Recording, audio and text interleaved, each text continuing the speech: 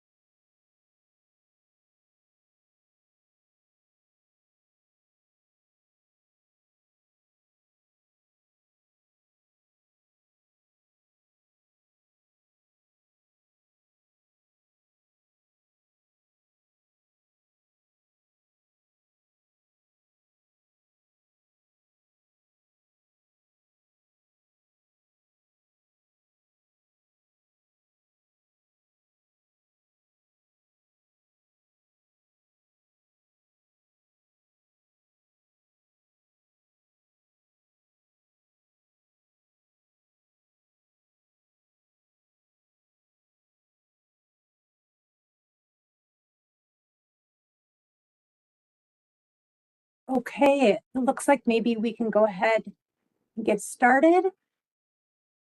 DHS team, give me a thumbs up if that sounds good to you all. Okay. Well, welcome everyone. My name is Katie Pratt, and I am with the Office of Collaboration and Dispute Resolution. I will be helping to facilitate the meeting today. I was here at your last meeting in February, and so got to meet many of you, and I'm very pleased to be back and join this conversation. I look forward to spending the next couple hours together. I will turn it over to, I think, maybe Leanne or Heidi to just say a welcome from DHS.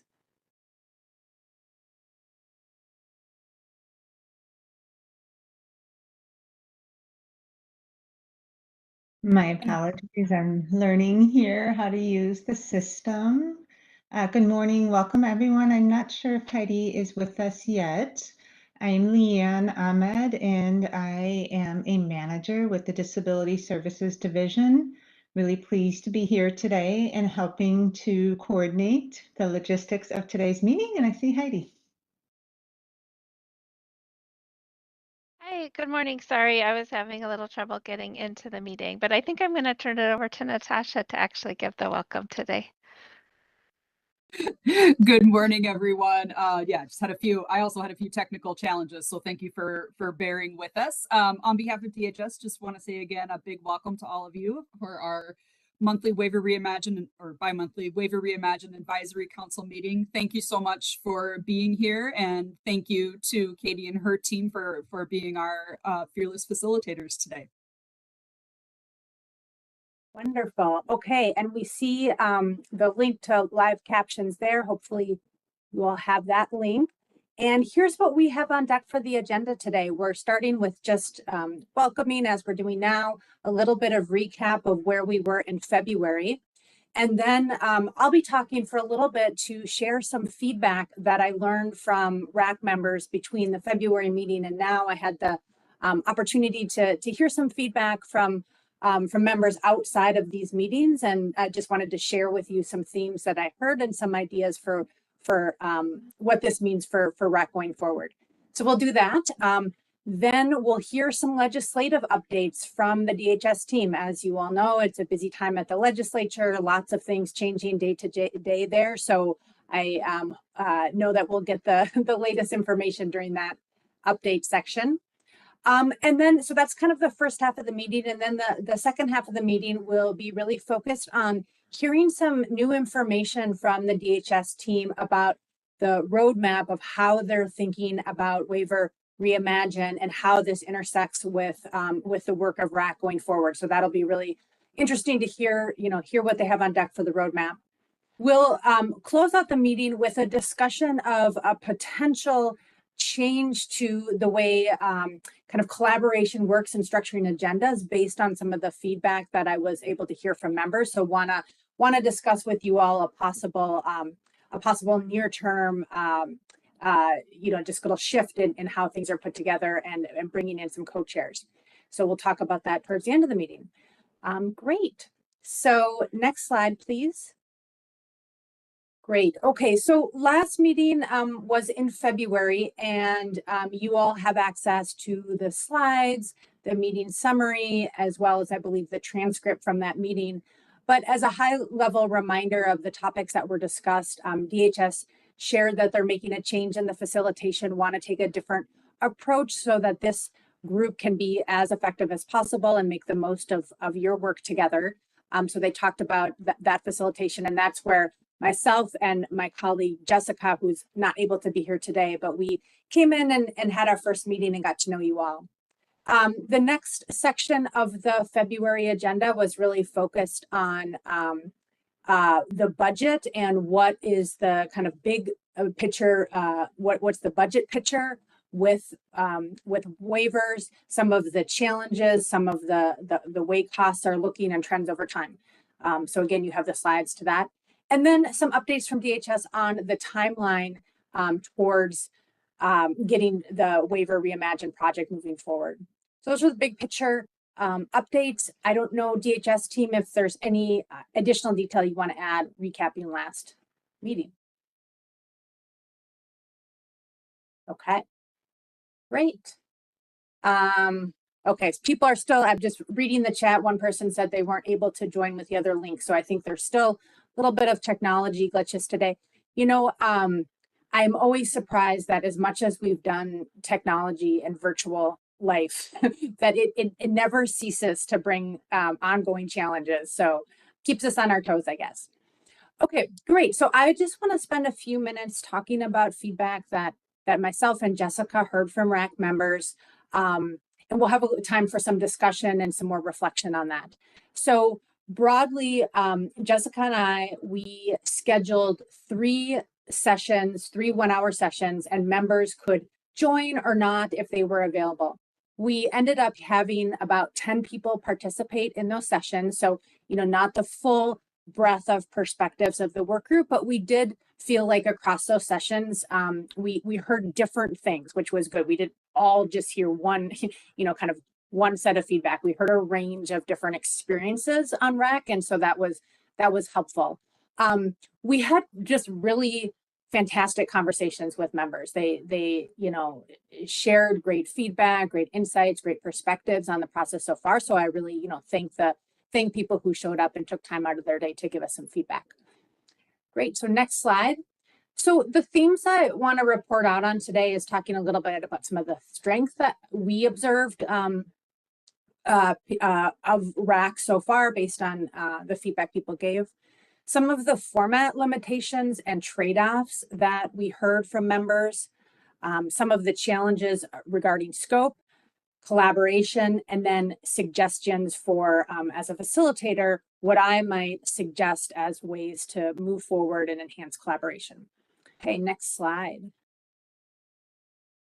Strengths. So one thing that was very clear from the members we talked to is that RAC is made up of just a very passionate, dedicated group of people who are here, you know, above and beyond many things that they have going on in their life to take time to really, because they believe in the people that are being served by waivers. They believe in working together to make the system better. So just very passionate people and a lot of knowledge and experience. And so that's another strength is it was clear to us that there is an incredible amount of lived experience with disability waivers across the work group. So everything from, you know, how I experienced the program, how, you know, the services I receive, to how the program is managed, to a systems perspective of how this fits into other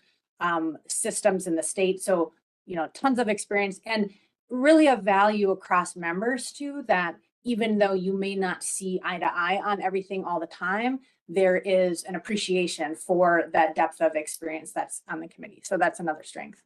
Another strength is, I would say, everybody's here because they see opportunities for improvement in the system. It's not, you know, oh, we've fixed everything, or there's nothing to be done. Everybody really believes, everyone at least that we spoke to really believes there are opportunities for change, for meaningful change that can make the waiver system better. So that's awesome. And we also got a sense that despite some of the challenges of this particular committee, that it's important that there's an advisory committee, that members want to see RAC continue, they want to see substantive work and are willing to, keep showing up. And and that's great. That was a really positive strength as well. Next slide. Okay. So one of the themes that came up a lot in these conversations is the format, I would say limitations, but also trade-offs. So there's kind of pros and cons to some of the format and logistical issues. And the fact that they're pros and cons means that they're not entirely easy to solve. So one challenge that many people mentioned is that it's just such a big group, right? It's difficult to have conversations. It's sometimes hard to feel connected as a work group because of the size of the group. That said, a benefit of the large size is that there really are a variety of perspectives, very different vantages on the system. And so, if you make the group smaller, maybe it's easier to have some of those conversations, but you lose some of that perspective. So there's a trade-off there. Another challenge that came up a lot with the group is just that virtual is challenging. As we all know, there's things that are, we see each other as little squares on the screen. We can't see everybody's faces all at once. You don't read body language. You don't read intonation quite the same way virtual. And we see that a lot in the work of my office. That said, virtual is more accessible in a variety of ways. It's easier to fit into people's schedules. It means less travel time. And so there's that trade-off again with virtual. Another challenge, this came up again in all the conversations, is that, a bi-monthly 2-hour session is just not a lot of time relative to the scope of this project, which is big. It touches a lot of people. There's a lot of moving pieces. And how do you tackle that when you just have, a couple hours every other month? Again, the flip side of that is that 2 hours is a doable time commitment for people who are fully scheduled in their work and maybe wouldn't have a lot of time to dedicate to RAC outside of the 2-hour bi-monthly meeting. So trade-off there.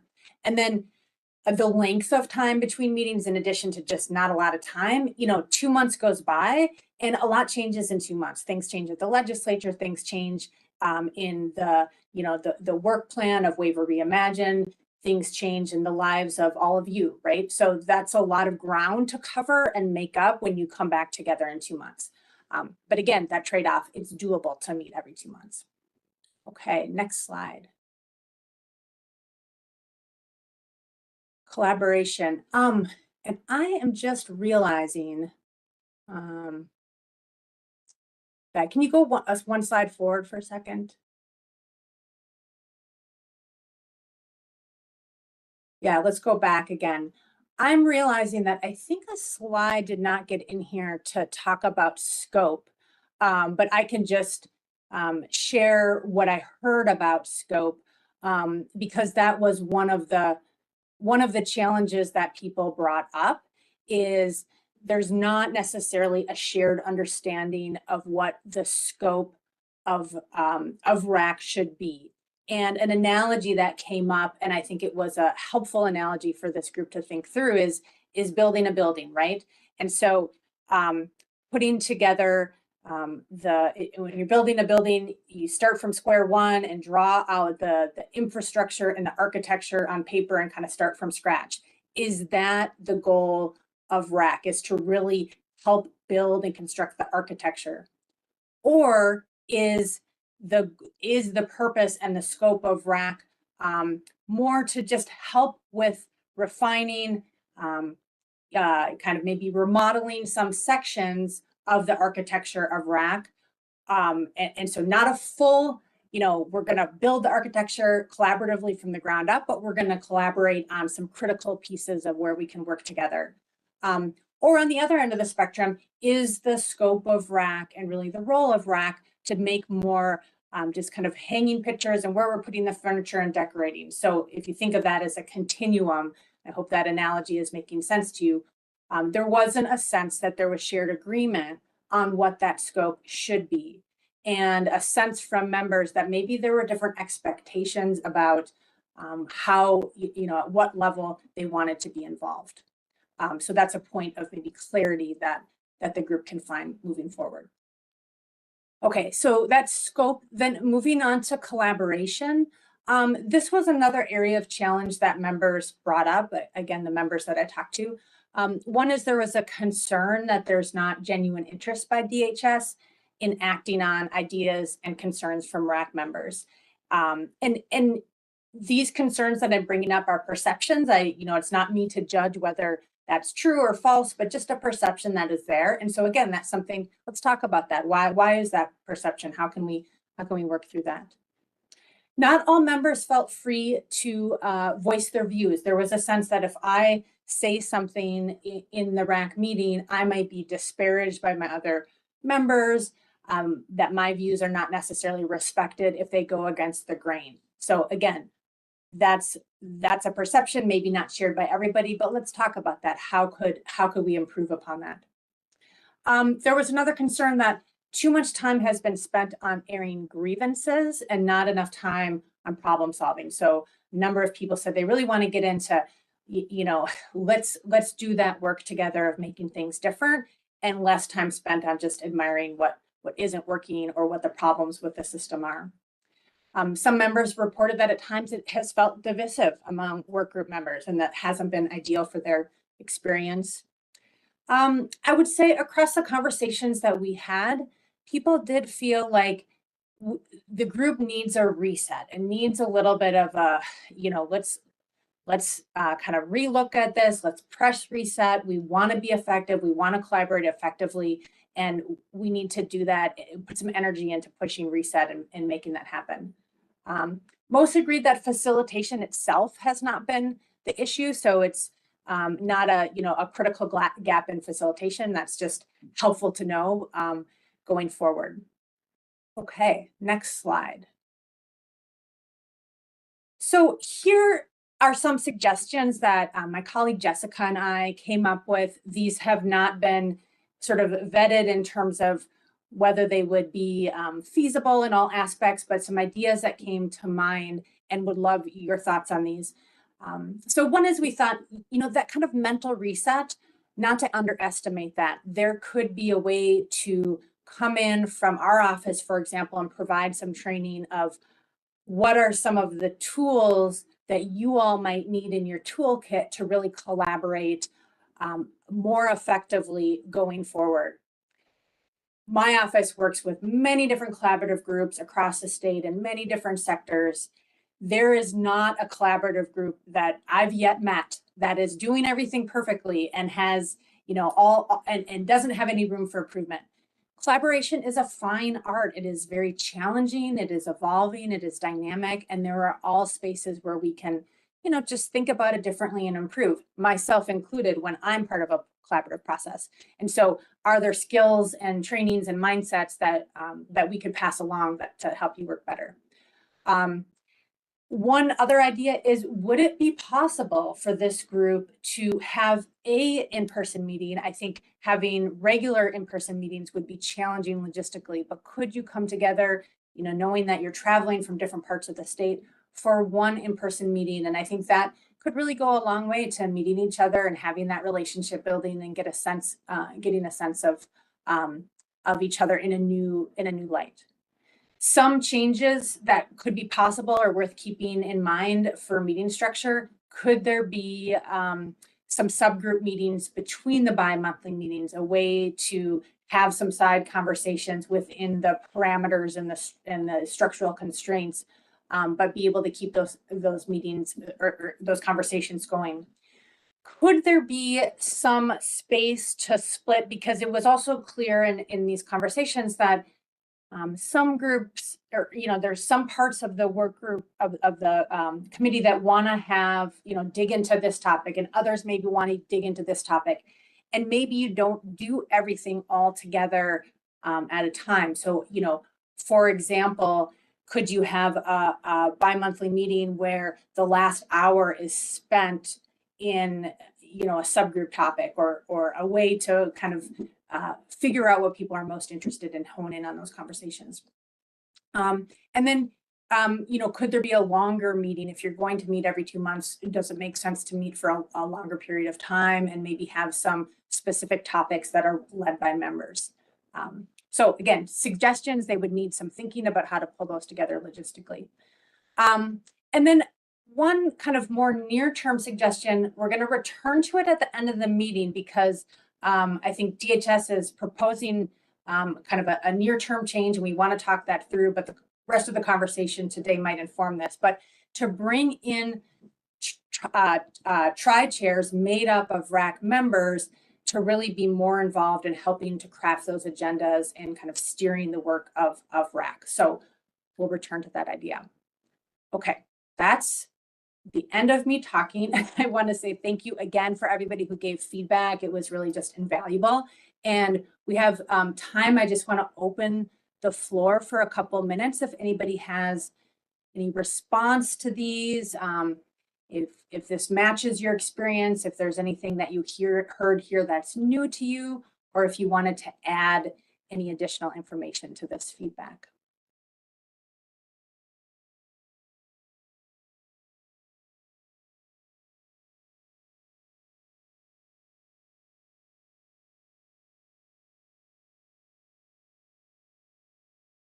And you can go ahead. Kelly has Yeah. her hand up. Oh, go ahead. Hi, thank you. I'm Kelly Friesen. I'm a mom of a young adult who has autism, and I'm just looking for clarification. So sounds like this meeting again is going to be about the actual functional part of the meeting and not really discussing Waiver Reimagine. And I'm just concerned because Waiver Reimagine is moving forward without us, whether we talk about it or not. And, you know, there's a lot going on in the legislation right now. A lot of carve-out bills are happening because people feel like their needs are not being met with the way that Waiver Reimagine is being rolled out. And I'm just wondering, we've asked many times in past meetings to actually have meaningful conversations about Waiver Reimagine policy, not about how the group functions, even though that's very important too, don't get me wrong. I just want to know when we're going to hear what part of our input has actually been placed into Waiver Reimagine policy, and at what point are we going to have meaningful conversation to course correct so that needs can be met on so our people's needs can be met based on what their actual needs are and not in the location of which they live. Yeah, thank you, Kelly. And I can just speak for the agenda, which is this section about talking about how the group operates is as a small part of the agenda, and the next sections are about what's going on at the legislature and the work plan for RAC. So I'll be curious if those parts of the agenda are more responsive to what you're bringing up. Okay, thank you. Yeah. Any other comments? I'm watching for hands raised.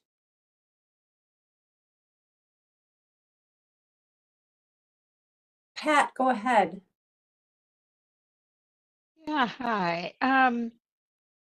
As you were giving Is the, anybody else having any audio difficulty, or is it just me? I'm hearing Can you somebody hear me? else chime in. yeah, it's Ardella is having Can you hear issues with me? audio. Yeah, we can hear you. We can hear you, Ardella. Yep, yep. Can you hear me? Yeah, can you hear us? Hello? It looks like maybe some, I don't know if anybody has the ability to Yes, I contact do. Bella. Okay. Yeah. Okay. Okay, Well, okay, yeah. Yeah, so Pat Wright, I'm a self-advocate and I'm a parent of a son who is on the waiver. Yeah, so I appreciated, excuse me, the feedback that you gave since the last meeting. The only thing I was thinking of as you were you know, talking about, you know, getting us up to date and looking to the future and possible changes. And there's so much going on at the federal level that, of course, is going to affect us. And on the one hand, it might be premature because at the federal level, there's so much chaos, it's hard to know day to day what's even going on. But it just seems like somewhere along the line that, I mean, I, for one, have been thinking, and this is maybe going to come out in the legislative report, you know, how how our state is preparing for, I guess it's hard to prepare when you don't know what you're preparing for, but some kind of mention that, you know, this is going on, and at some point to know more, or how we can prepare, or I don't know, maybe that's premature, but that was one thing that was on my mind. Thanks. Great, thank you, Pat. I'm hearing a request to get some updates on, you know, what is known about the federal landscape, how it will impact Minnesota, and what that might mean for the work of RAC. So that will be noted. Thank you. Okay. I don't see other hands raised. So with that, we will move on to the next slide. Great, and I will hand it over to Heidi to give some legislative updates. All right, thank you. So I want to talk a little bit about first where we're at in the legislative session and what's happening, and then I'll give some updates related to Waiver Reimagine. So at this point in session, the House and the Senate have each put together their omnibus bills. They're actually finalizing those this week in their Finance and Ways and Means committees. And then those will be going to the House and Senate floor respectfully, and they will vote on it. Based on the way the bills look right now, they're very different from each other. And so there's very high likelihood that there will be a conference committee in the coming weeks where they will iron out the differences and come to an agreement on what the final Health and Human Services bill will look like. At this point in session, our role at DHS is to provide technical assistance to the House and the Senate to make sure that the language that's in the bills achieves what they are hoping for. So the goals that they are trying to achieve, we will look from a technical perspective and make sure that it does actually accomplish what they're trying to accomplish. So there's still a lot of discussions that need to happen. And I will say that even though things are in both bills, that's a higher likelihood that it would move forward, but it's definitely not a guarantee because there's still a lot of work and discussions that need to happen.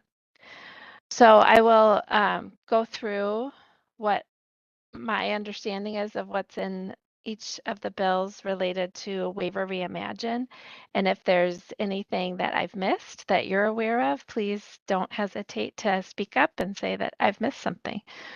So currently, both the House and the Senate have moved the implementation date from January 1st, 2027 to January 1st, 2028 for Waiver Reimagine.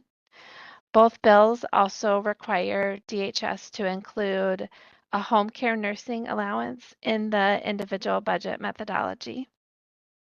The House bill has a little more language, so it also requires the implementation of the person portal on January 1st, 2027. So that would be a year prior to the full implementation according to the House bill. And then it also removes the RAC committee and replaces it with a legislative task force that is has a broader representation of people, including legislators on the task force. It is convened by DHS, and DHS will provide the administrative support, but it has a broader scope than the RAC and is a broader membership. The other thing that's in the House language is the requirement for us to report to the legislature on the, I think it's by December 2026, the full plan for what what we would submit to the federal government, the full waiver plan language, and then also a requirement to report on how the individual budgets are based on assessed need and not location where a person lives. And if there are any additional funding requests that would be needed in order for a person to be able to live in the least restrictive environment. So I see some questions that were submitted based on how I described things.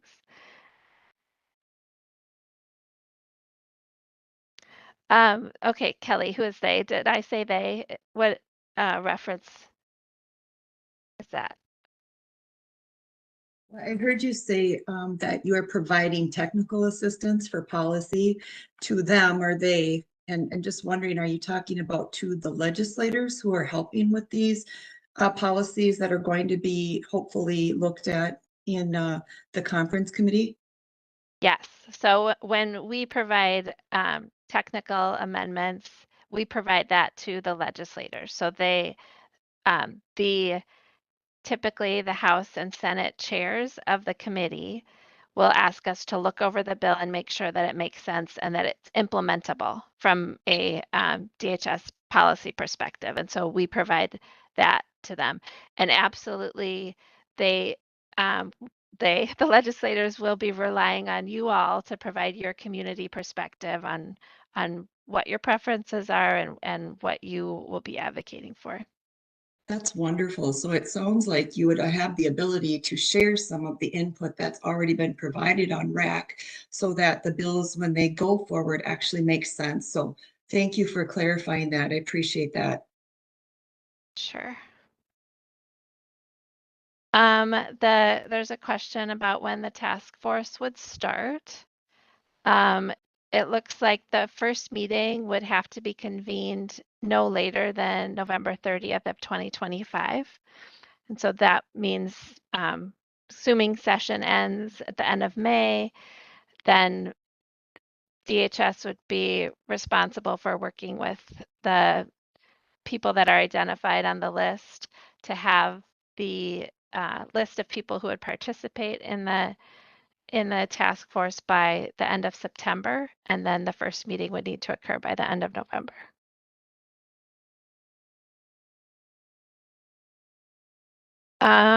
Will the task force include the current RAC members?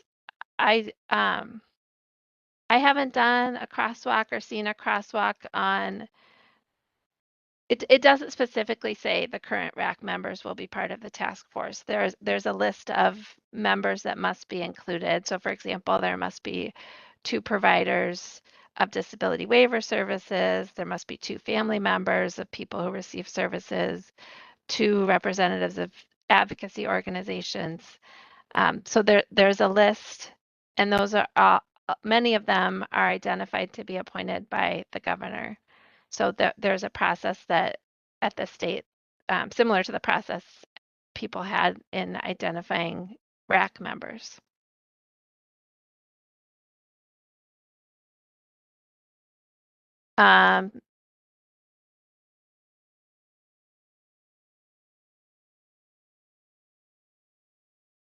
The task force is not included in the Senate version of the bill, but it is still in the House version of the bill. I believe, I don't know, maybe it was struck at, but the version I'm looking at it still includes the task force. And this week when the bills go through the House Ways and Means Committee and the Senate Finance Committee, things may come out that had a cost that wasn't accounted for in the spreadsheet. And so after this week, we'll have a better idea of what those final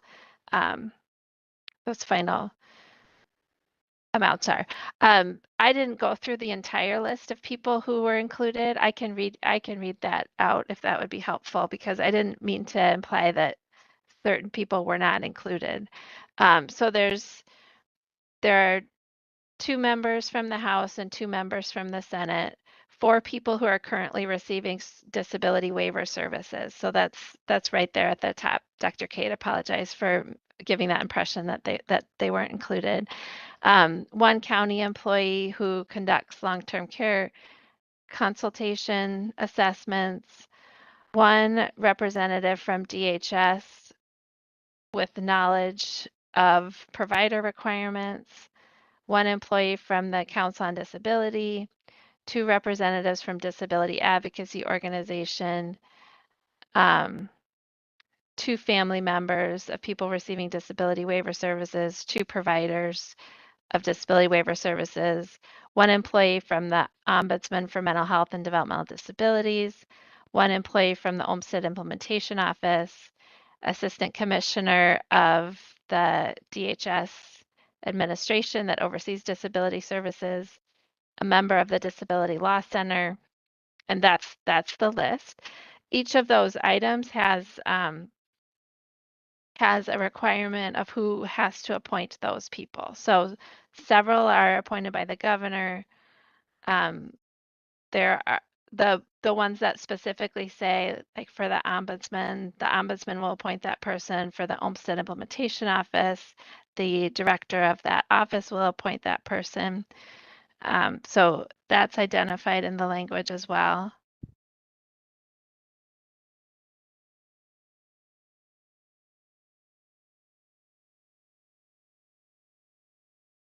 Heidi, it looks like there's a couple hands raised. Pat, I don't know if your hand is raised from before, or if that's new, and then Trisha has. I'm sorry, I'll take it down. This is Pat. Oh, thank you. And then Trisha has a hand raised. Yeah, the task force language has been withdrawn. Oh, okay. That's updated information from what I have. Thank you. Yeah. So just to be clear to the group, it doesn't appear that there was ever any intention to dismantle the RAC and replace it with a task force. But beyond that, it has been withdrawn. So it's not, there's not going, to my knowledge, there's not going to be a task force. So I don't think that's, unless somebody has other information, I don't think that's even a point of possibility at this point. Thank you.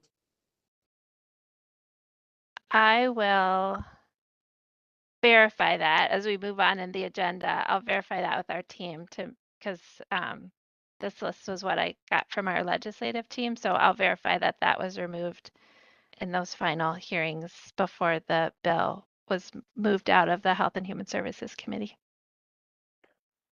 Thanks. It just goes to show how convoluted and complex the entire process can be.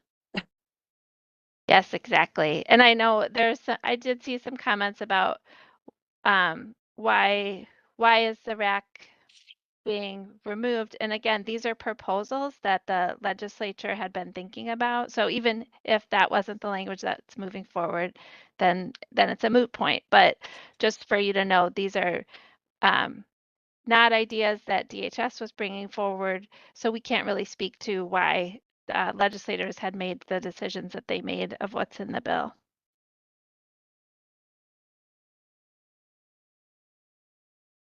I think that's all that I have for the update, but definitely stay tuned in the next few weeks to see what shakes out related to Waiver Reimagine in the final bills. Thanks, Heidi. It looks like one more hand came up. Jennifer, go ahead. Yeah, this is Jennifer Ballinger. I work for Mille Lacs Band Ojibwe, and I'm also a member of the band.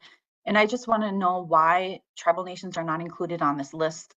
Who has to be included if this task force does proceed forward?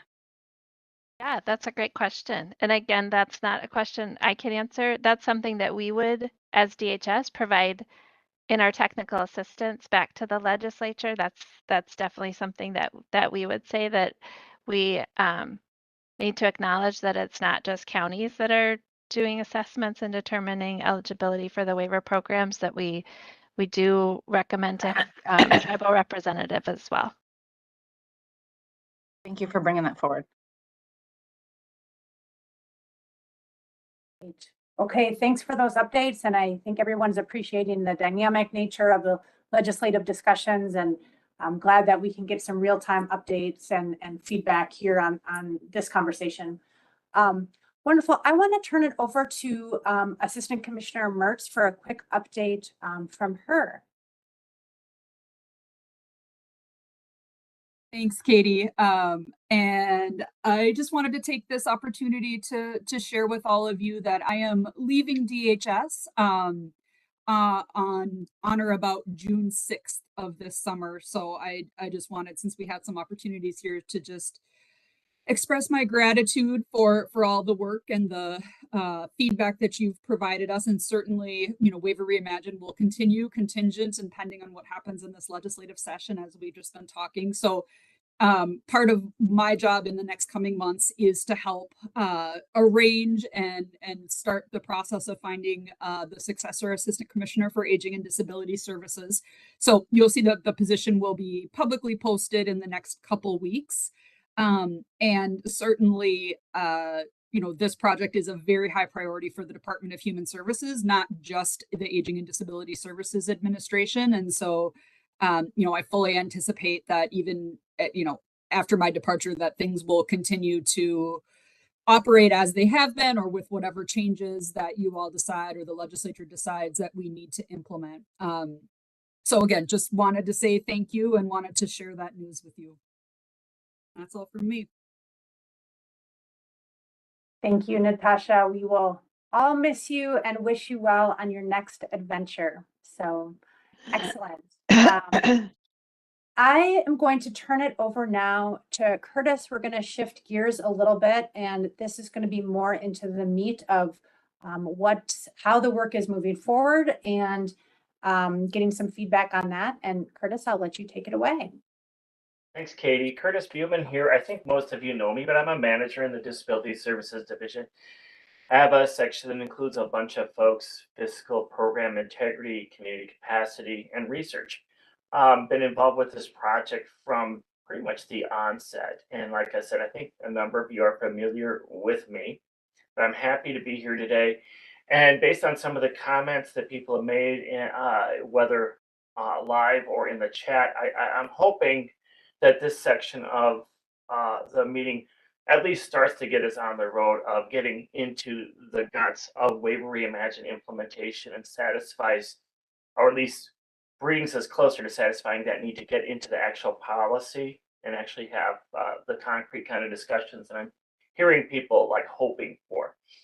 So the coming 9 or so slides, I'm going to take a few moments just to backtrack a little bit and review goals and review phases of the work. But most importantly, I'm going to outline a new work structure. I've advocated for including this in the meeting because I think as RAC members, it's important for you to know how we're structuring the work and who's in front of the work so that you can engage with us. We're going to talk about co-creation of agendas in the future. And I think having this information will help you all engage with us to have the exact kind of conversations that Katie and others have been talking about having. So first, I want to just briefly to go through the goals of Waiver Reimagine. I'm not going to read all of this slide, but I think you're familiar with the goals, but just at a high level: better access and flexibility, equitable access, and self-direction. One of the reasons I wanted to put this slide in here, a couple of reasons really, is internally as we build our implementation strategy and we'll lay out the work in front of us, we're trying to keep these goals front and center. You know, one of the strategies I have in our meetings is like, let's have these virtually in front of us all the time so we don't forget why we're doing this. Another thing is this slide, and I think the next one as well, were used in a presentation that DHS made to the House Human Services Committee on March 19th. So some of you may have seen those there. And I thought it would be important for all of you, including those who didn't attend the hearing, whether in person or virtually, to see these as well. So don't want to spend a ton of time on this unless there are questions, but let's go to the next slide. Waiver Reimagine phases, again, something I think you're all familiar with, But just, this is something we try to put in front of ourselves to ground us as we start going and chunking out the work in front of us. Don't want to spend a ton of time on this, but again, just as with the other slide, something that was shared in the Human Services Committee presentation, and I want to make sure everybody saw it. So let's go to the next slide. Okay, work structure. Now we're getting into the guts of what I want to talk with you about, and we're aligning ourselves differently around the work to accelerate our progress toward the implementation of Waiver Reimagine. And as you can see, it's a very dynamic situation. This slide is already going to need some changes. Our Assistant Commissioner, Natasha, who just told us about the change in her situation, will happen to be updating who our sponsors are as we move through that change. But let's take this and spend a moment or two with it. The things I want to point out to you are, we have an executive sponsor. We have executive sponsors both at the assistant commissioner level and the director level. And keep in mind as you work with us as the RAC, what do these people do in their sponsorship role? They're people who need to know, is this project staying on track? Is it being implemented? Are there barriers? Are we running into cost problems? Or are we actually accomplishing those objectives I pointed out to you? Those are the top people to be talking about with that. Below them, we have a layer of people with green names, or at least responsibilities in green, that are more about coordinating the work. And I think what's really relevant about those positions requires us to talk about those 6 boxes below them, which is, I think, what's really exciting about this approach and gets at some of the concerns I've seen in the chat. Just to read off the boxes, there's a topic or work lane around budgets and min choices. So those of you who wondered, where is min choices in this conversation? Well, there it is. Budgets and min choices. In budgets, we mean individualized budgets and min choices. And by the way, we're going to go through each of these boxes at least briefly, or as long as people want to, frankly, on the coming slides. So this isn't just like a quick drive-by here. The second box in green is community engagement. Third box is policy. Fourth box is the person portal. Fifth box is IT systems work, and sixth block is readiness and change. These are an initial set in our latest reset of our work, the 6 main lanes that we see as driving us toward implementation. I think it's entirely possible that we'll find other lanes that need to be added later, or we might need to redefine some of the lanes. And as you think about a roadmap for completing Waiver Reimagine, there will certainly be big activities that require us to coordinate across lanes. For instance, communicating and informing and training people up on how to implement or how to exercise their responsibilities in Waiver Reimagine will likely require coordination across multiples of these groups: communications lane, policy lane, budgets lane. I know that will need to happen as we move forward. So I'm going to pause here for a moment just to see if there are any questions so far before we dive into the individual slides for each of the topic areas. I don't know if we have anything in the chat, folks.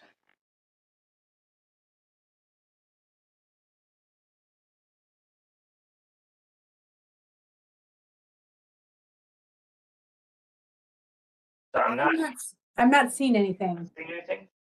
Well, let's move on to topic 1, individualized budgets and min choices. Each of these topic areas will have a lead. I don't have the names of each of the leads for each of the topic areas to share with you today, but I do have the lead for this area because it's me. So be happy to answer any questions you have about this from what I know today. The bullet points on this slide indicate an initial set of focus areas that have been identified to fit within this lane. In this case, we have the min choices data validity and collection, budget recalibration and analysis, test budgets, and individualized budget implementation, which is a pretty wide category. One thing that I know of that needs to be included here is the development of the budget exception process. Um, I'm going to pause again to see if people have questions about this slide. Curtis, there's one overarching question was about whether this was presented to the legislature. No, this was not presented to the legislature. This is working within our existing legislative mandate. This is just how we're choosing to structure the work so that we can effectively implement what we've been directed to do. Right. But we're certainly open to suggestions from folks if there's something missing or problematic about it. I see a hand up. Oh, go ahead, Heidi. Sorry, I just wanted to mention that I know when I had individual conversations with people when I first came into this role, there was a strong feeling about the need to bring in min choices into the conversation. So just wanted to, I know Curtis mentioned it, but just wanted to highlight again how that is what we're doing with part of this work. Just to add on to that, Heidi, I'm really curious to see if people have questions or want more detail on what specifically it is about min choices. And you'll certainly have more opportunities to engage on that. One thing I forgot to mention as well at the offset is that I'm really hopeful this information feeds into the concept of co-creating future agendas, and that this information will make DHS's approach more transparent to you. And to the extent that we do move ahead with the co-creation, that will give you all a better opportunity to inform what it is that you want us to be talking about at the next meeting. I think this information, if I were in your shoes, would be super helpful to me in sorting out, I want to hear more about this. I need us to revisit that. I need to know when you're actually going to be building this part of what we're doing. And Curtis, it looks like Lisa and then Dr. Kate have their hands up. Trisha, I'm assuming your hand is still up from before, but correct me if I'm wrong. We'll go to Lisa first. Good morning. My name is Lisa Everett. I have a daughter, 27, using waiver services. So I'm on the committee as a voice of family using waiver services. Curtis, I'm glad you're presenting. It's reminding me way back, probably 2 years ago, you were in a session and you had made the comment that your involvement in Waiver Reimagine is most exciting to you because of the groundwork of expanding self-direction. And I should stop and say we've been using the self-directing CDCS feature with my daughter's services for probably 18 years. So I'm no stranger to that. And I agree with you of expanding. Then you touched on just now budget exceptions. What I want to ask is tying in your role, Curtis, with self-direction and all of your knowledge, and then the RAC work or lack of work thus far on budget exceptions as it would relate to state planned services, using funds to access nursing services. And I say all this because I want to tie it to the very current work in our legislature as we speak on the A4 amendment, of which I'm curious if anybody on this call has any knowledge of the current A4 amendment. Does DHS support this? If not, why? If so, why?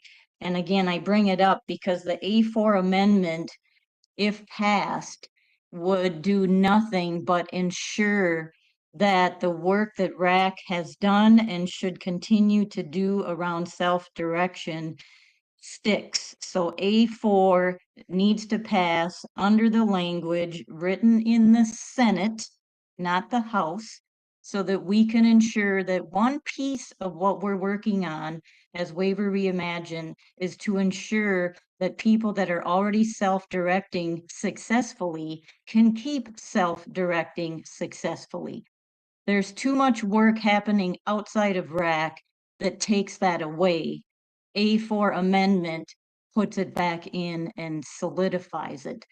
But again, there just continues to be work at the legislative session or the legislative work outside of RAC that I don't think RAC members understand what's going on. But this A4 amendment is absolutely critical to everything we've done. Yet we don't talk about it as RAC. So again, Curtis, you're the perfect person to go on record. You support self-direction. We want to expand it. That's in our charter. We have budget problems and exception problems, most significantly around the nursing part. A4 amendment fixes that if you stick with the Senate language. And I want to know, are we going to make RAC aware of it? Are we going to support it? And where does DHS stand? I think Natasha wants to weigh in on that. Natasha, are you available? I am. Yeah, I wanted just to kind of lay out for folks what we can and can't sort of do at this point in the legislative session. So as Heidi mentioned at the beginning, we are not able to support or oppose things that are happening in omnibus negotiations right now. Those really are decisions that legislators are making in consultation sort of with each other across committees and with the constituents that they hear from. So we aren't going to, again, be able to go on record supporting or opposing anything. As Heidi said, our role in what's happening right now with the legislative process is to provide that technical assistance so that when we see new or updated language, we can, share if we have concerns about our ability to implement. But that's not the same as supporting or opposing a bill. Even if, for example, a bill came forward that we, was not in our policy direction, for example, we would still provide neutral technical assistance. So it's just not something we can go on record with right now. Lisa, thanks for your question, and I'm so gratified that you remembered my comments from several years ago. I still feel pretty strongly about that. I think expanding people's ability to self-direct is a real benefit to everyone, and hopeful that we can accomplish this through not just Waiver Reimagine, but through our collective policy making and lawmaking in Minnesota. I also see from Annie Braun in the chat, she asks, when Waiver Reimagine is implemented, the current differences in individualized budgets for DD, CAC, CADI, and BI would no longer exist, correct? There would be one formula for people receiving services in a non-residential setting. That is correct. There would be one budget across those waiver programs, one individualized budget. There wouldn't be, as is currently the case now, if you're using CDCS, you would have a budget of X. If you're on the DD waiver and with the same assessment, a somewhat different one on the CADI waiver. Other questions? Dr. Kate has her hand raised.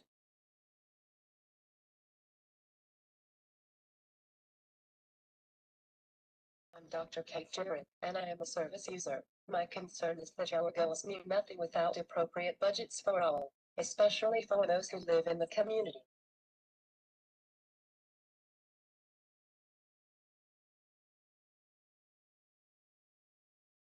Thank you, Dr. Kate. Obviously, probably the principal flashpoint on this whole effort is the amounts of those individualized budgets and their sufficiency. So it's a point well made, and we'll be back to this group, hopefully with a co-created agenda in the future to talk about specifically what the RAC members are concerned about regarding those budgets and how we proceed with them. And obviously there'll be a legislature that's very interested in how we progress with those as well. But I think if I can just add on and triple down, basically, I think it's gratifying that we have now are bringing in choices into this conversation with folks.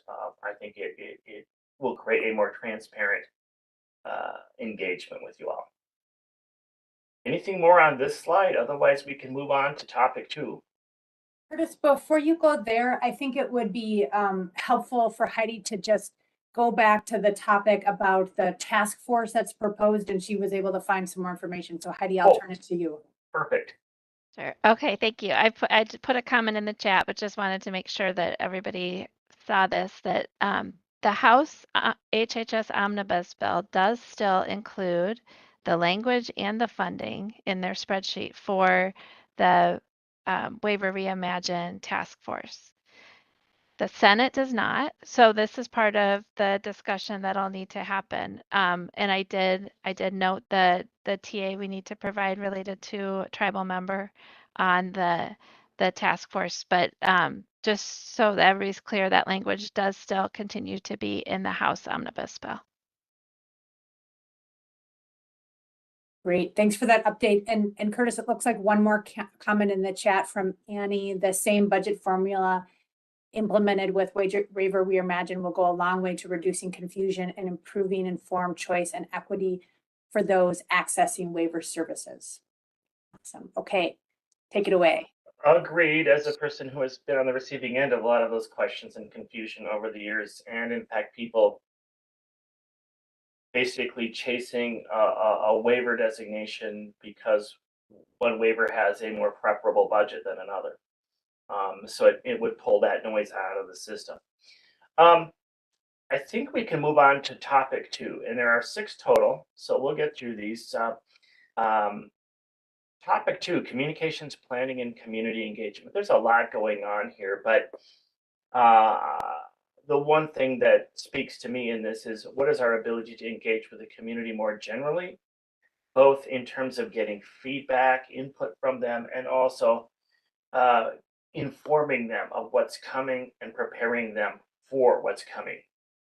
Obviously, this lane will likely overlay this topic with other work because all topics are dependent on communications planning and community engagement. Rather than blab away at you further on this, I'm just curious if there are any comments, suggestions on this, reactions to this topic. But again, there will be a topic lead for this, and this is again in a future of co-created agendas would give you the opportunity to say, hey, what's going on? I need the latest on what you're doing around communications planning and community engagement. Jennifer has her hand up. Jennifer, go ahead. Yeah, so when I hear communications planning and community engagement, I think of, are we talking about individuals who are already on a waiver and you're wanting to get their feedback? I guess to clarify it, or communication planning, community engagement within our committee? I would, again, I'm not the lead in this area, but I would take it more general than that potentially, in that I think one of the errors we've made, and I say we, I mean, as a nation, CMS, in designing these programs has been with talking about the interested or current recipient population. I think we need to be looking at potential recipients too, potential users. That's how we get into situations that aren't equitable. To the extent that, if we look at the imbalances in terms of who's accessing these waivers, it might be because the design of the waiver has excluded some people. So I sorry if that's a kind of a generalized rant, but I think that applies to all the work that we do. And we need to be casting our net more widely than just the current recipients, but certainly the current recipients and not just RAC. And hopefully this information we collect more generally can be brought back to the RAC meetings and inform the conversation that we have here. Does that make sense? It makes sense. I can add a bit, Curtis. Please. I've been doing a little bit of this work, though I won't be the lead. Hi, everyone. I'm Leanne. I mentioned earlier I'm a manager with Disability Services Division. And it's a great question. So what we've been doing, team members across DHS and across the division have started mapping out individuals as well as organizations that we like to put into one spot and address a very long-term, ongoing, multi-approach communications and engagement plan. And so first and foremost, we want to make sure who are all the folks that need to get email updates or see the website updates as we continue building out Waiver Reimagine. And then who are all the folks that we'd like to invite to forums, and how can we offer to do presentations to spaces that already exist? Who isn't at the table that we really need to be thinking through more thoughtfully about bringing to the table? So I won't be leading this group long term, but I would think absolutely that this would be, as we move forward and talk about the facilitation mode, if we adopt that, perhaps that could be a June discussion of looking through what's the beginning of our mapped out engagement plan and what's missing, who's missing, how do we go about more effectively. Excuse me. So. Can I just add that if we're looking at just current waiver participants, right? Why? I mean, easy button, we could just utilize, everybody has a case manager from a lead agency and use those case managers to reach out to those individuals to ask them specific questions and ask them if they do want to come to a forum and things like that. Absolutely. And we've got data sources, right? We've got websites, we've got the hub, we've got people who have participated in participant forums. So we're just trying to address like where are all the spaces that we can send those invitations out to. And so a lot of work yet to be done, but the goal is to cast the net very wide, as Curtis said. Trisha has her hand up. Trisha, go ahead, and then there'll be a couple of comments in the chat to read. Thank you. And if I'm jumping the gun here, just let me know. We can, table it and get back to it. But we keep talking about this facilitation. We haven't, it's in the slides and everything, but I'm just wondering where did this idea come from and what kind of resources, data, or support did DHS use to bring forth this idea of the facilitation? And like I said, if we need to table it till you get to that part more, that's fine. If Trisha, if you're referring to what we mentioned earlier in the slides about having tri-chairs, we will be talking about that later. So I'd say just hold on to that for now, if that's okay. Yeah. Thank you. Yeah, appreciate it. Curtis, I don't know if you want to, I can read the comments. Kelly says to increase community engagement, the RAC public meeting links need to be up at the same time we get our links. Our meetings should also be advertised, and the public meeting link was missing at the start of this meeting, but it's there now. So that's maybe a process improvement piece. Dr. Kate says, please work to have marginalized communities as part of this communication. Please also include more people with disabilities, as they are often also marginalized. Natasha wanted everyone to know she is stepping away, but will be back. And then Dr. Kate also says, please follow up with case managers as they do not always pass on information. Great stuff. Especially appreciate, Dr. Kate, the comment about marginalized communities. Totally agree. Finding ways to get that information out and bring people in. It's concerning to me that sometimes we build and design for the people who've been building and designing and excluding the people who have been excluded. And so you just get more excluded every day. Okay, I'm going to be done with the editorial comments. If we're okay, we'll move to topic 3. Topic 3, policy. Boy, that seems like a general name. And, I don't know, Leanne, do you want to take this one? Otherwise, I could jump in on it. Sure, I can get started and you can help me out. I will be leading the policy area, and what we'll be doing, I don't know if you said this, Curtis, but one of the pieces of being part of this new structure that I appreciate so much is that it gives us structure and it gives us a formula that each of us leads can undertake, and a way for us to elevate issues that we hear from our community engagement and from our subgroups up to the governance, because the work, as you know, is so complex.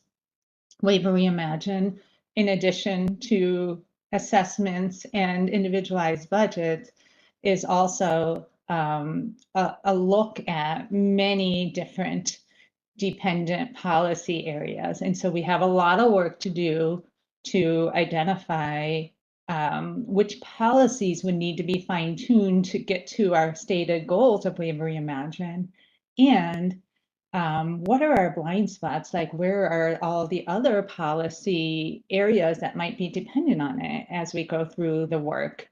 And so we will do a crosswalk and identification of policy areas that will be impacted in Waiver Reimagine. We will implement those policy changes as needed. I'm hopeful then, again, depending on whether this group stays the way it is or we enhance and change some of the facilitation structure in the future, I would be looking to bring back policies to this group and having dialogue and discussion and asking which areas need to be changed or improved. And then a big task for this group will also be, when I say this group, I meant the policy area, will be for us to develop our waiver plan application, which of course has community input at its first stop, including the RAC, and then submitting to CMS, because all of this work still has yet to be approved by CMS. Centers for Medicaid Services. So those are some examples of the work we'll be doing in policy. Thanks, Leanne. Yeah, I think I certainly appreciate anytime we do any kind of complicated work. It often has impacts on what we might otherwise think are unrelated policy areas that need to be revisited and cleaned up, because everything relates. It's kind of system stuff. We have some hands up, I think. I'm not sure who's first. Tricia, is your hand up from before? Yeah, okay, then Jennifer. Hi, thank you again.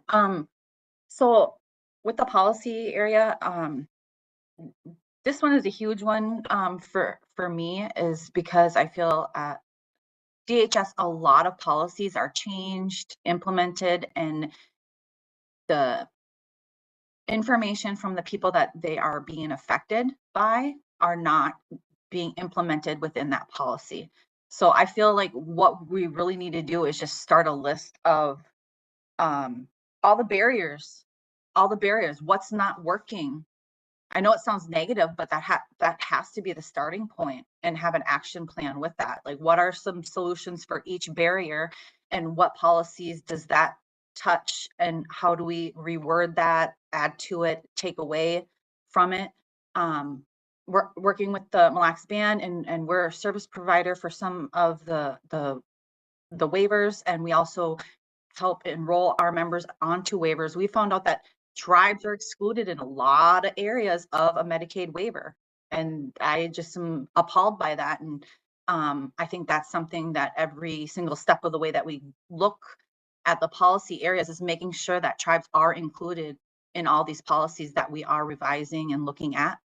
But I really think that we need to just, even though it is kind of like a negative thing, like, hey, what's not working? But it is the truth. We need to get it all in one place of what's not working, so we know what we're working towards to find these solutions to make this long process of getting services, or even not even accessing services. How do we fix these barriers? I mean, like CFSS came and rolled out. That is some garbage. that has now made it almost nearly impossible. It was impossible to get PCA services. Now it's even shot out even more from somebody starting on a waiver to getting their min choice assessment to getting, to talk to their case manager about service provider. That can take, I mean, if we're lucky, 4 months, right? If we're lucky, that is a really fast process. Now with CFSS, we have to wait for the service consultation, which is at minimum 2 months to get that now. So now we're looking at 6 months to even get a PCA service agreement in place. That now we're not even looking at service providers that offer PCA. Are they even in this area or anything? But that's something new that a policy came and they changed, and I wasn't even aware how that was going to impact our people. And everybody that I talked to, like at the county and stuff like that, they are unhappy how that rolled out as well too, because it was under my impression that the CFSS model was actually going to be better because we were going to add more services under that designation. And now they've added more steps to it. So they made it more barriers to even access the services. So that's just an example of where policy failed because they didn't listen to the people who utilize these services. So I'll just leave it there. So definitely policy is a huge thing we need to work hard on. Absolutely. So I've noted that we don't need to just list out the policies. We need to be using this as an opportunity as much as we can. With this amount of resources and attention, this is our opportunity to do that. I believe, Heidi, correct me if I'm wrong, or Curtis, like it's been many years, wager to say, like at least 15 years since we've actually applied for new waiver. So I'm really excited about what this opportunity means in terms of us taking a look at the whole story that we tell as a community about our waiver program under Waiver Reimagine. Otherwise, we're often in a state of renewals and amendments, which are all great work and very important. But this process is really going to allow us to start from the top and tell the story of Waiver Reimagine from a 2-waiver system. And by building in this lane like readiness, I believe is one of the lanes that we're going to get to, topic 6, and building in a robust community engagement approach, like let's do this in a way that's very meaningful and transparent, and let's involve everyone from the beginning as much as we can, so that we don't have problems down the road. There's a lot of lessons to be learned from a lot of our major projects, including CFSS, and one of the community engagement strategies we're considering is how do we start with lead agency and including tribal nations and lead agency counties at the beginning, like where would they have be able to give input on a regular basis. So I appreciate all that feedback that you've given so far, Jennifer.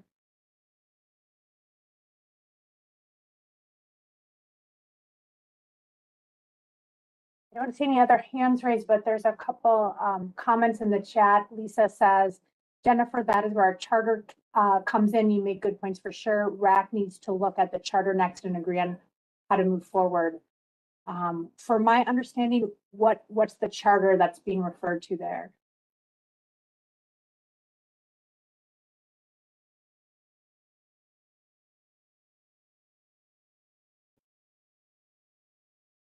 Lisa, or do some of you at DHS know? Or Lisa, maybe you can share. There's I'll just, if it's okay, this is Lisa, I'll just jump in. Yeah. Okay, so I have it in my hands. I don't know if I'm on camera here, but okay, but anyway, no, we've had a Waiver Reimagine Advisory Committee charter that was Okay. approved back in March. I have it for March 18th of 2022. It's about, I don't know, 8 pages long or so. That's just something that we kicked this whole thing off with. So the charter has never changed in all these years. And so I just I always use that as my go-to. That's where we pull from, our work. And so it ties to what Jennifer is talking about um, I personally think we've lost sight of that. We don't look at the charter. We've lost our way in terms of what is our purpose as RAC.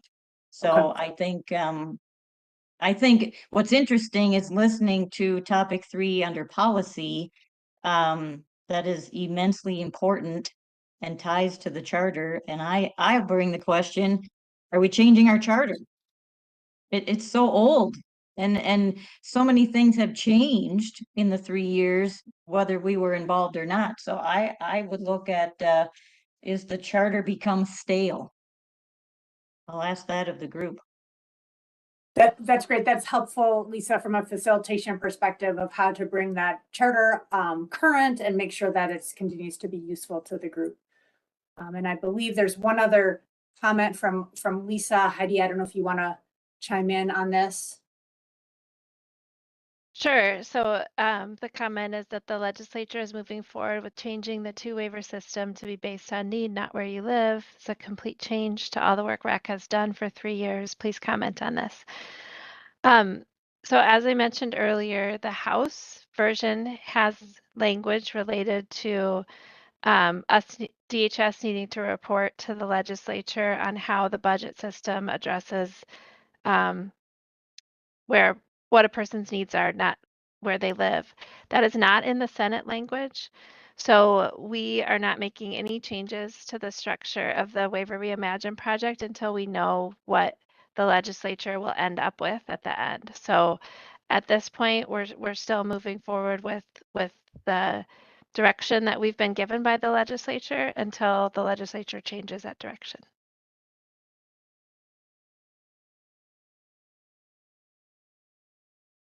Great. Okay, I think Curtis, you can move on to the next topic. Pardon me.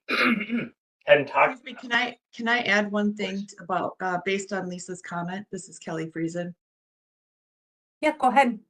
So I just want to clarify, and I kind of touched on this earlier in the beginning of the meeting, but the reason we have all these policies coming forward from different groups and different people is because people are concerned their needs are not going to be met, and Waiver Reimagine is moving forward with or without people's input. I mean, we've got, at least 3 policies I know of. There's people that are concerned. There's a carve-out bill, HF 1978, asking for people who have diabetes and developmental disabilities to get more nursing hours because, again, we're not basing Waiver Reimagine on needs, we're basing it on where they live. We've also got different people asking to keep nursing in the CDCS choice because somehow that just got taken out and thrown on medical assistance, even though we've said in these meetings that's not going to work for people. So I just want to hit home. The reason people are going and making these carve-out policies is because we're not making meaningful decisions in here that are basing Waiver Reimagine on needs. And I'll just share, I'm a little frustrated that we canceled last December's meeting because we were going to pause and reflect, but yet CFSS still rolled out February 1st, if I recall the date. So this is still going forward, and I don't see meaningful change, and we've got to get to the point where you've got vested people here. Listen to what we're saying, and please, we've got to get this going so we can make it make sense for everybody.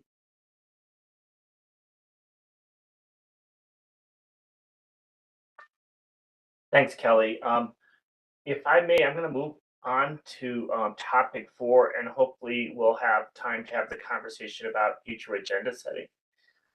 So topic 4 is the Home and Community-Based Services Portal. This is a person portal. The intent of which is to put information directly into the hands of each recipient electronically, so people could look up what their individualized budget, what it is, and have key helpful information about the status of their support plan or other information. The design of this portal, or the impetus for creating this portal was to support Waiver Reimagine, but the application is much more broad than that in terms of working with the community. But we're right now in the process of requirements gathering, selecting a vendor, and launching the portal. There's going to be a ton of engagement around this topic. I'm just going to pause now and see if there are questions or comments on it.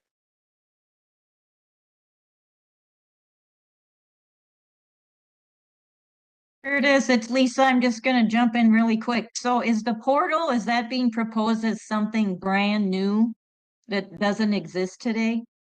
Correct. It would be a portal that individual recipients would be able to go into and access information that their case manager would also be able to access, because we want to make sure that it's, you know, that we have real accurate information, that everybody's looking at the same thing. But that people would be able to directly access and have more control and information and more control over their situation. I hope that made sense. I'm kind of riffing here, but did that help, Lisa? I just want to Yeah, add, sorry. Curtis, that it's not Please. a new requirement. So this has been in statute since Waiver Reimagine was in statute to require us to do a person portal. Exactly. It's not a new expectation, but it would be a new thing. We don't have a portal today, but we've been working. We've had this expectation on us for a number of years. Other questions, comments? Oh, and I see Dr. Kate has a comment. You are making the assumption that everyone has access to the internet. That is a faulty assumption. Very true, which means that the portal can't be the only way that people access information, and we'll have to look at what other mechanisms there are for doing so. I have a question. This is Mary Fensky. What kind of information is going to be available? Is this, going from min choices? We assess your needs as thus and such, and you might want to consider this and that service. What, the budget amounts are pretty clear cut, but what kind of information? Thanks, Mary. I'm laughing only because I'm involved in the conversations about the budget amounts, and nothing is as clear cut as you might think. There are All right. complexity Well, no, around but these once, things. yeah. But but in addition to the budget amounts, I believe we're looking at how we can include support plan information and having a robust dialogue about what we can share that would be helpful and not harmful. One of the things that we had a lot of dialogue around is sharing what's happening in terms of the utilization and spending in your plan. And that can be harmful in that the data we have through our systems is typically lagging about 60 days behind reality, right? So that can be difficult. If I'm looking at my bank balance and it's 60 days out of date, that could get me into trouble.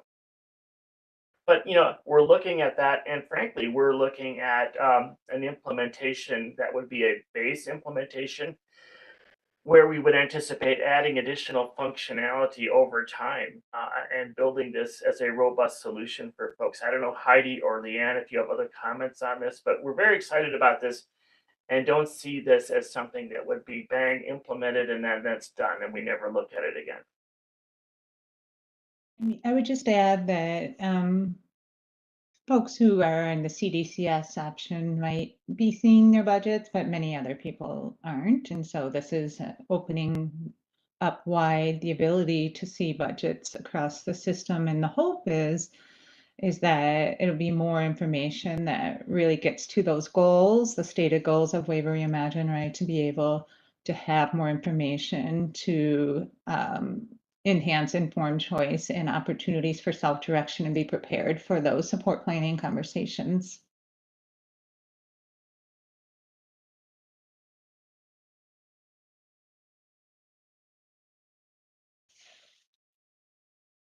I see one more comment.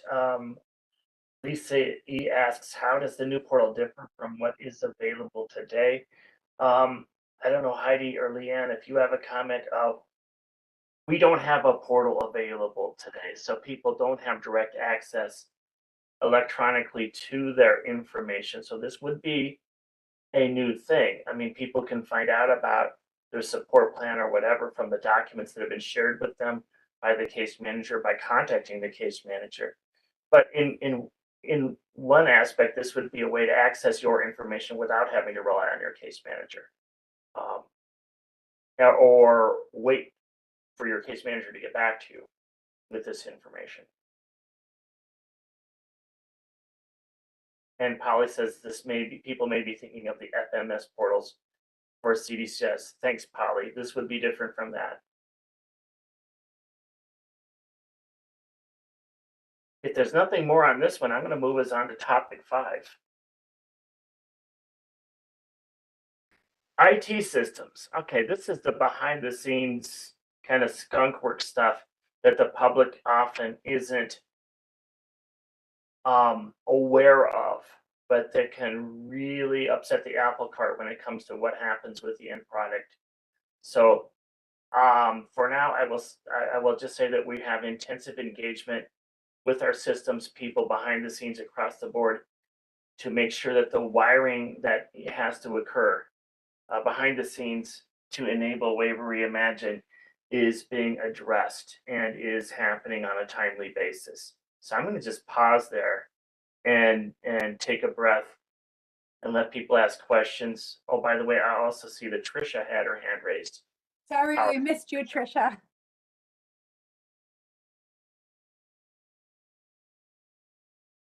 That's okay. Sorry, I'm joining by phone today, and it's not ideal. I just wanted to point out back about the portal that it's just a wonderful opportunity for DHS to partner with stakeholders.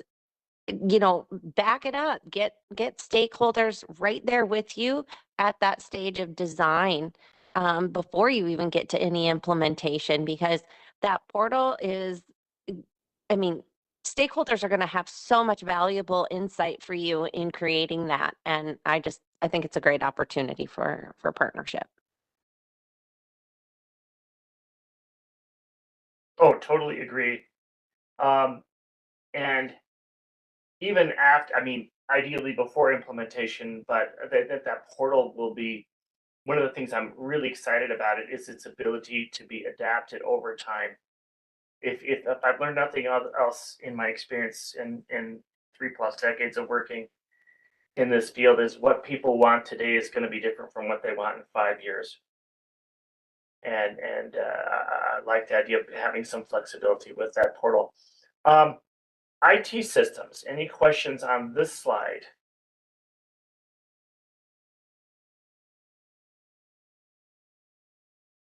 And if there are not, I would not be surprised. This isn't the most transparent, easy to ask question about slide.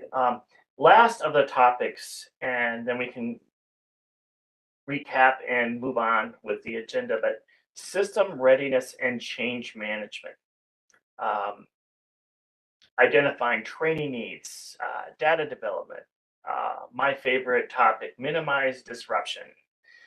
There's a lot that could be captured under this topic area, and I would suggest it might be the most open to adaptation as we move forward. In the interest of time, though, I'm going to pause, take a breath, and ask for questions, comments. Okay, Trisha, is your hand up new or still up from before? Obviously, still up from before. Sorry. No, it's okay. It's challenging. I do think some of the concerns that were mentioned previously about CFSS, that kind of readiness could potentially drop into this lane. Obviously, all of the topic areas have to chip into readiness. We can't just let it be somebody else's problem. But I do like the idea of having a champion for readiness. I'm a big fan of that in our bureaucratic systems. Somebody has to ask the question, have we laid out the process? Do we have measures about what's supposed to happen and how long it's supposed to take at each step of the way, so that we can quickly identify if something's broken?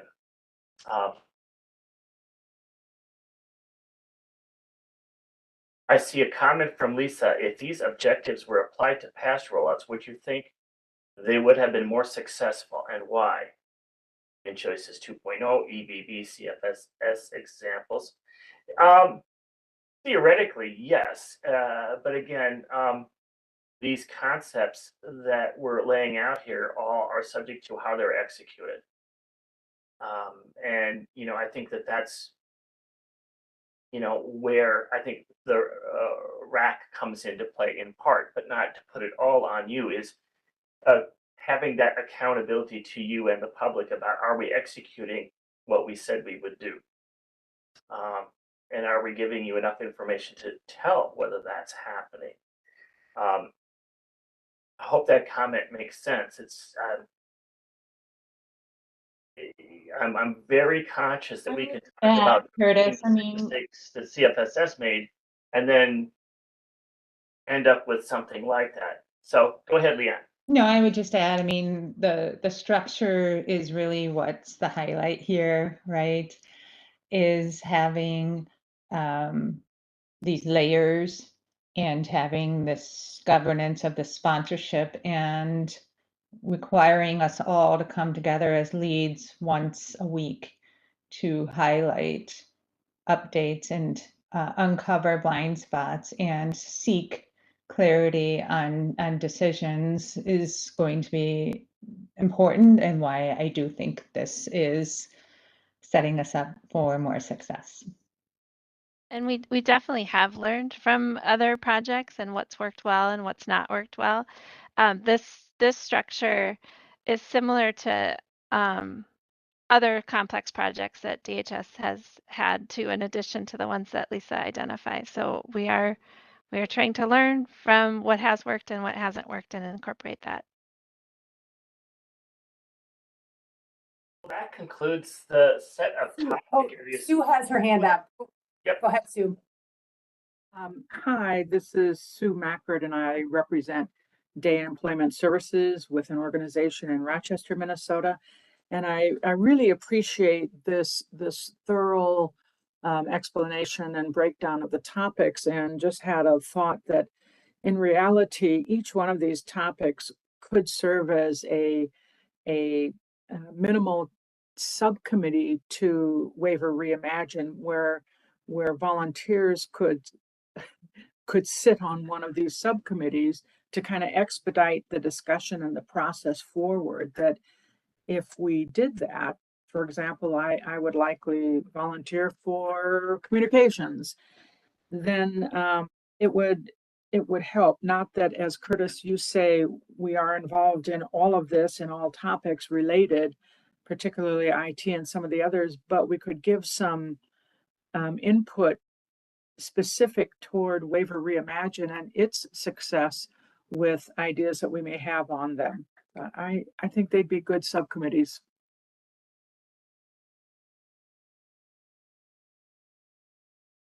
Thanks, Sue. And just to clarify, are you talking about subcommittees to the RAC? The Waiver Reimagine Advisory Committee? Yes, subcommittees with DHS lead on each of them, but subcommittees to the RAC with RAC members serving on them as volunteers.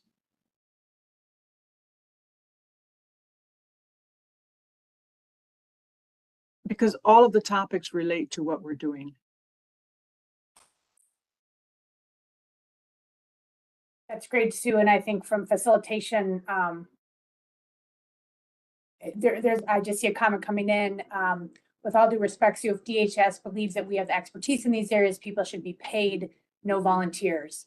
So some differences of thinking there. But I think the idea of how do RAC members sort of give more specialized and kind of targeted involvement in these different work streams. I think that's a good idea to wrestle with and think about what might be the right mechanism if there's interest. Thank you. Great. Well, thank you all for your engagement on this. Lots of great feedback.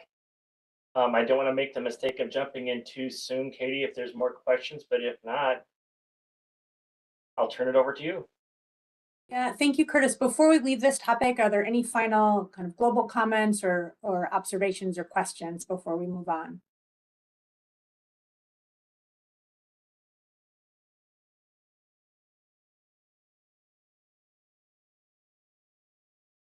Okay. Thank you, Curtis. I think we can go to the next slide then. Great. So I'll talk a little bit about this, and Heidi can jump in as well. And this is less of a facilitation proposal, and I would say more a tweak to the structure of RAC. And this was something that, from my facilitation lens, based on the feedback that I heard in the feedback sessions, is an idea to propose to this group. And this really comes from, again, feedback that my office heard, that there feels like a disconnect between kind of DHS and these meetings where things, DHS is doing a lot of work between meetings, a lot of is happening between meetings, and they don't always feel as co-created or collaborative as members would like. Also reflecting on some feedback that my office heard, that sometimes the agendas, it's not quite clear to members why particular agenda items appeared when they did, and what the logic or rationale was that went into the creation of agendas. And so the thought was that to have more co-facilitation, co-planning between RAC members and DHS, and that there could potentially be 3 members identified, and we can talk about a process for that in a second, that would meet with the DHS team between these meetings to debrief one meeting. So it would, be looking at, okay, how did this discussion go in April? And then what would be the agenda that would come forward in June, and to help co-create and craft that agenda along with DHS. It's, again, kind of just a tweak. It's not a radical overhaul, but a way to sort of have more of that co-creation built in. And we can discuss the process of how those co-chairs might be identified. Heidi, is there anything else you'd want to chime in on before we open it up for discussion? I just wanted to clarify the comment about representing at least 2 areas. So when we're talking about areas, we mean, there's people on this committee that are people receiving services, there's family members of people receiving services, there's providers, there's lead agencies, there's advocacy, and others too. So what we're talking about is having not all be family members, not all be providers, for example, and representing different perspectives so that we can have that as we work to develop the agendas. Thanks for that clarification, Heidi. And yeah, and really the intent is, again, feedback that my office heard is we want to get into substance, we want to get into the meat of the issues. Okay, let's craft the agenda so it feels like those needs are getting met. Really, broadly how a nomination process might work for this, we gave some thought, but open to feedback on how this might look, is potentially after this meeting, a short description would go out to you all via email, laying out just, the basics of what the role would be, how much time would be, expected. Again, knowing that people are very busy trying to make this not onerous, right? And then asking people to nominate co-chairs, so either self-nominating or nominating one of your colleagues, then a very simple voting process, and then selecting the members who had the most votes, but making sure, again, that those 2 areas are representing. And then potentially this could move forward with those chairs, those tri-chairs meeting before the June meeting. So with that idea, we have one comment coming in already, that a service user must be on this planning committee. So that comment's out there. And, I would just offer, again, from the feedback that my office heard, is I think the hope would be that this group would come together to really think about what is the collective work that we can all build a shared understanding around, how how can we come together and do our best work? So really putting the common needs of the committee front and center, rather than a particular viewpoint or a particular one vantage. So that would be an observation or a need that I heard. Trisha, yeah, go ahead.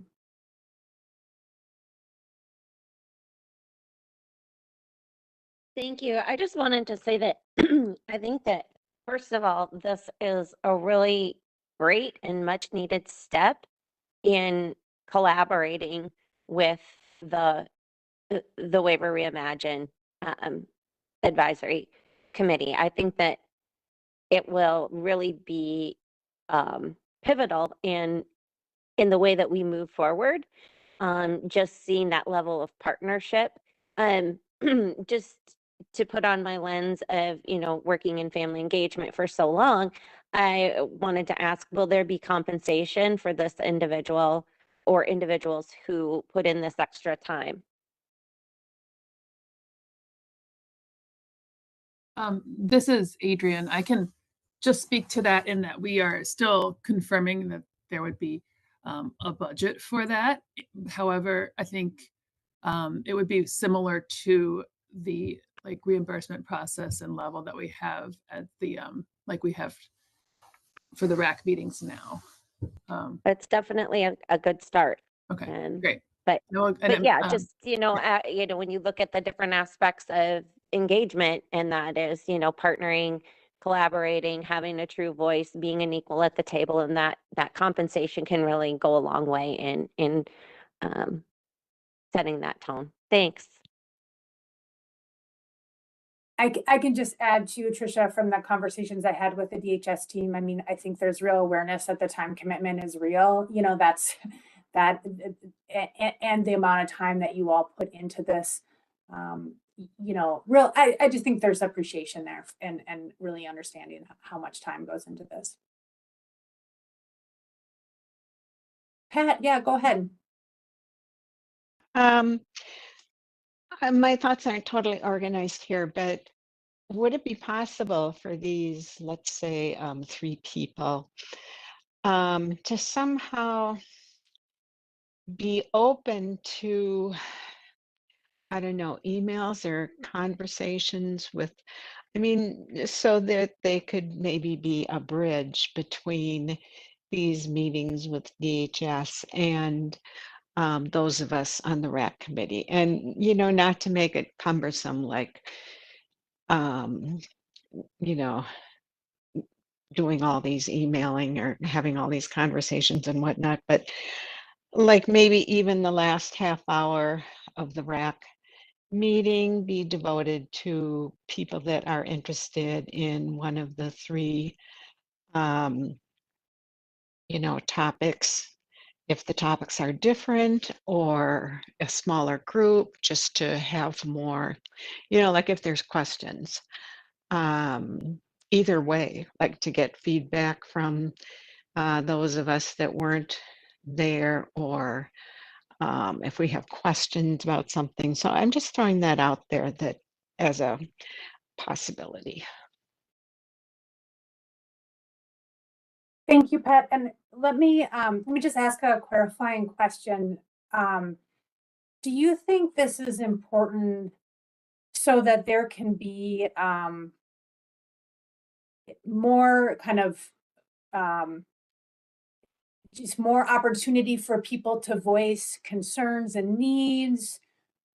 Tell me more about why. I like this idea, but I want to know kind of more of the rationale behind it.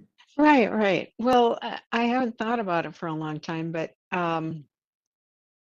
yeah, if there's, because when we're in smaller groups, it's, like we were saying before, it can be easier to have discussion and, questions that might not come up during the larger group. But also, if these 3 people, and I guess I'm not sure, so the 3 people would be representative of the different groups that were talked about, but in terms of, would they be divided by topics? Or I guess that's a part that maybe I'm confused about. or they would all, like the 3 people would come together with DHS and the people involved, and then there'd be discussion there and being part of the, hopefully the planning of the agendas and co-creating.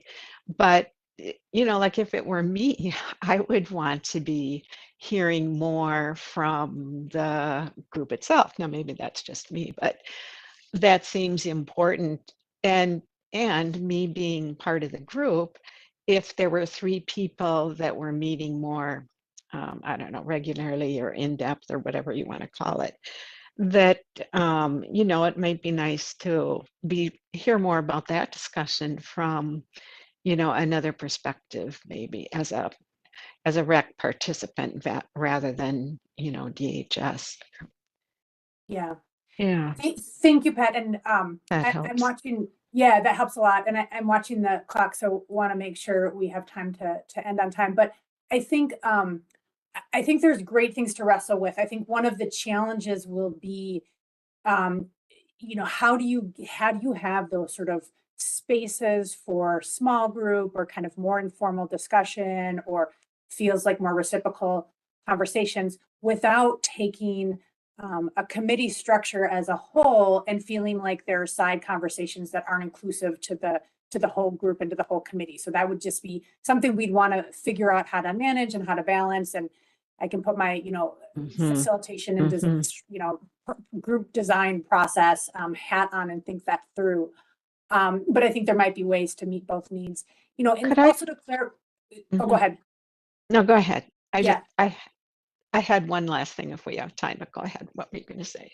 Well, and I was also going to clarify, with the co-chairs, I think, and we can, send out information on this in the email. The role of the co-chairs would really be to set agendas and to bring topics back to the committee of the whole. Their role would not be to have separate problem-solving conversations with DHS, because that's not fair to all the committee members, right? And whoever the 3 are that sit on this they're not going to represent all the perspectives, even if they represent different user groups. You have many, many different perspective experiences on this committee. So the task of those 3 would be, how do we set the best container so that we can have the right decisions and make the wisest decisions together as a group, not we're going to go over here and make decisions that the rest of the group isn't involved in, if that makes sense. Yeah, totally.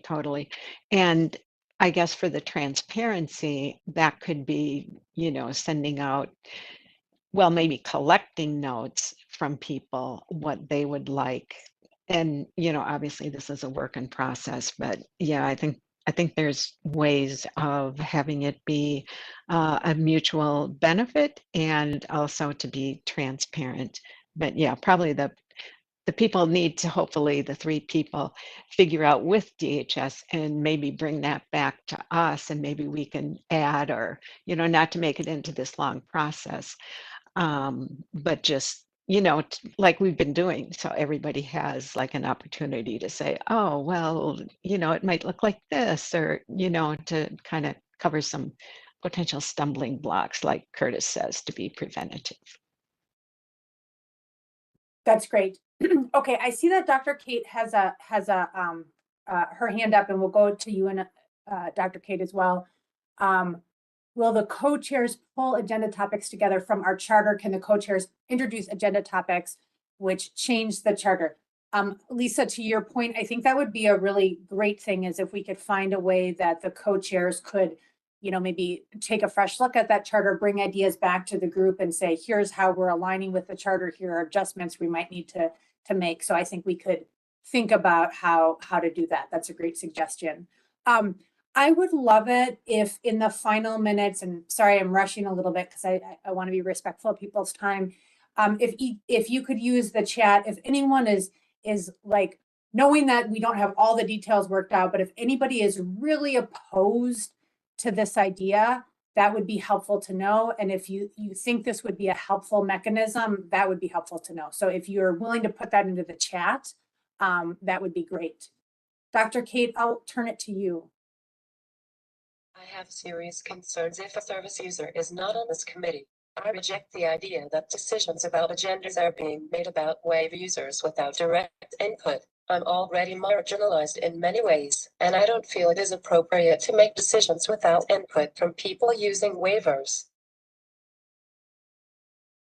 Yep. Okay. So the concern is that this group of co-chairs needs to include a user.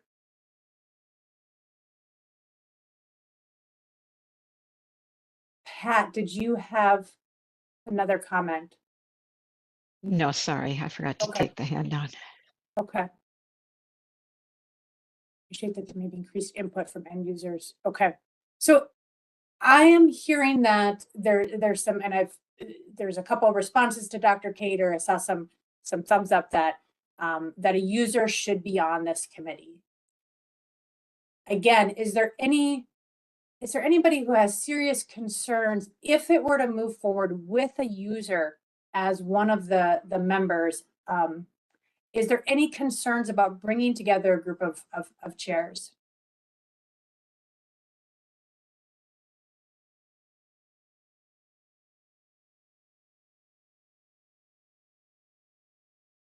Okay. Thanks for those who are chiming in. The other thing is, you know, this is a process piece.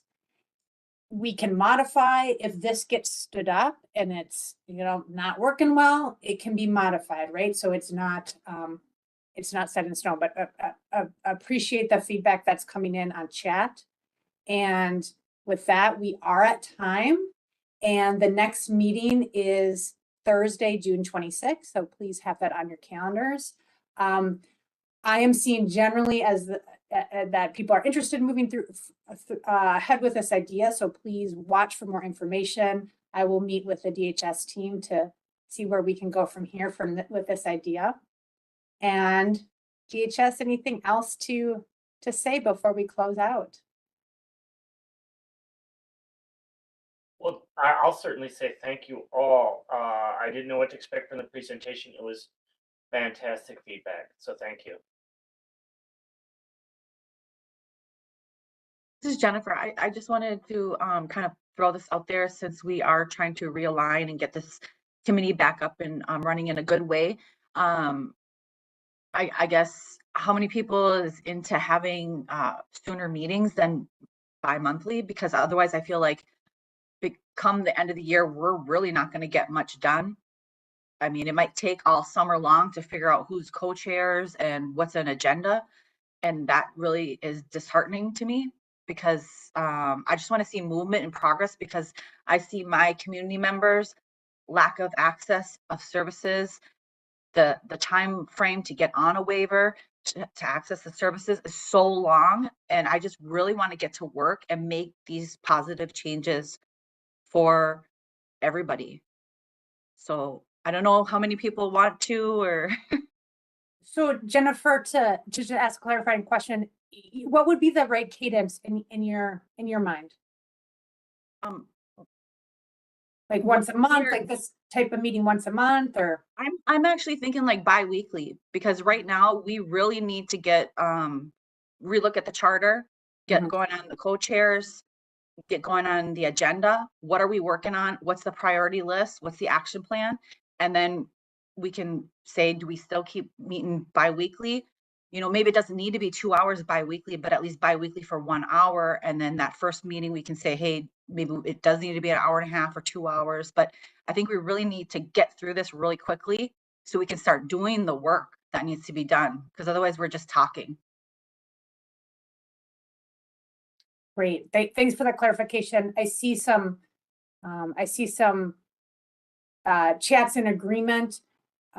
It is helpful, and maybe if people don't feel comfortable here, you know, to let me or let the DHS team know on the side.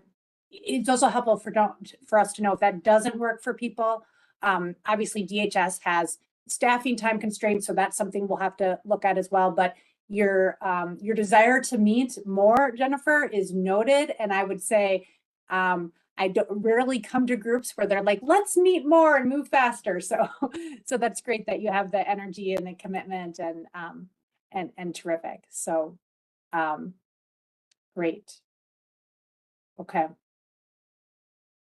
Thank you, everyone. Have a great week. Thanks for all your participation here today, and take care.